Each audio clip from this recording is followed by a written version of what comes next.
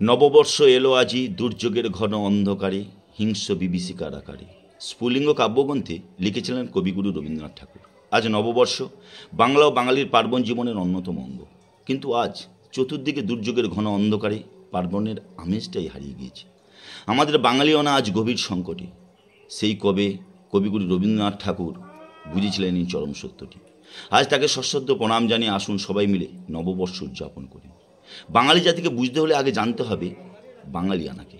কারণ বাঙালির আয়না হলেই বাঙালিয়ানা, যার সঙ্গে সংযুক্ত হচ্ছে বাংলার সুদীর্ঘ ইতিহাস, ভাষা, সাংস্কৃতিক, সামাজিক, এমনকি চিন্তা চেতনা একটা সুবিশাল জগৎ, যেখানে ধর্ম, বর্ণ, জাতির কোনো ভেদাভেদ নেই।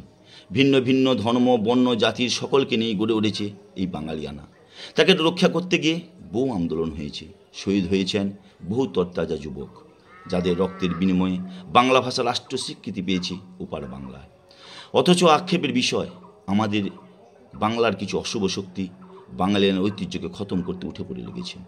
বাংলার সংস্কৃতি, বাংলার সৃষ্টি, বাংলার কৃষ্টিকে আঘাত করতে চাইছে। অসম্মান করা হচ্ছে বাংলার অহংকার মনীষীদের। বাংলার ইতিহাস না জেনে, না পড়ে কেউ কি এসে বলে দিচ্ছেন শান্তিনিকেতনে রবীন্দ্রনাথ ঠাকুরের জন্মভিটা। কেউ আবার কাটো একটা প্রাচীন মন্দির পরিদর্শনে গিয়ে বলছেন এখানে মহাপ্রভু চৈতন্যদেব কৃষ্ণমন্ত্রে দীক্ষিত হয়ে সন্ন্যাস হয়েছিলেন। অথচ তিনি জানেনই না ওই মন্দিরটি মহাপ্রভুর জন্মের 350 বছর পর স্থাপিত হয়েছিল। অথচ তাই তো গোপলয়ের রাজ্যগুলি সিলেবাস থেকে রবি ঠাকুরকে বাদ পড়েছে। এতে আর আশ্চর্যের কী? এভাবে বাঙালির আবেগ, অনুভূতিকে আঘাত দেওয়া হচ্ছে বারংবার। বাঙালির বলে ঈর্ষা, বঞ্চনা আমাদেরকে বারে বারে ব্যথিত করছে। আমাদের তিল তিল করে গড়ে ওঠা স্বতন্ত্র বাঙালিয়ানাকে দাগিয়ে দেওয়া হচ্ছে একটি বিশেষ কালারে। বিভাজন বিদ্বেষের বীজ ঢেলে বাঙালিয়ানা ঐতিহ্যের শক্তিকে টুঁটি টেপে মেরে ফেলা হচ্ছে। সত্যি আজ বাঙালিয়ানার দুর্যোগ দুর্দিনের ঘোরাটোপে আবদ্ধ।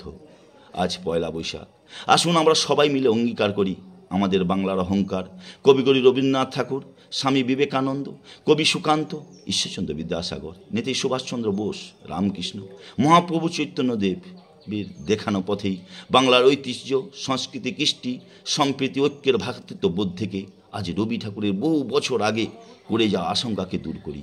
নববর্ষ শুরু হোক সুদিনের বাতাস বইয়ে দেওয়া অঙ্গীকার করে। আমরা যেন ভুলে না যাই বাঙালি জাতির বাঙালিয়ানার শেকড়কে। ভুলিয়ে দেওয়ার চেষ্টা করা হচ্ছে, কিন্তু সেই শেকড় ধরে আঁকড়ে থাকতে হবে আমাদের। সেই কাজে বড় দায়িত্ব নবপ্রজন্মের তথা আজকের যুবশক্তির। নববর্ষ সবার কাটুক সুন্দর সুস্থতার সঙ্গে। শক্তি, শান্তি, সমৃদ্ধিতে মুখরিত হোক নববর্ষ। সর্বশক্তিমানের কাছে এ আমার প্রার্থনা। নমস্কার।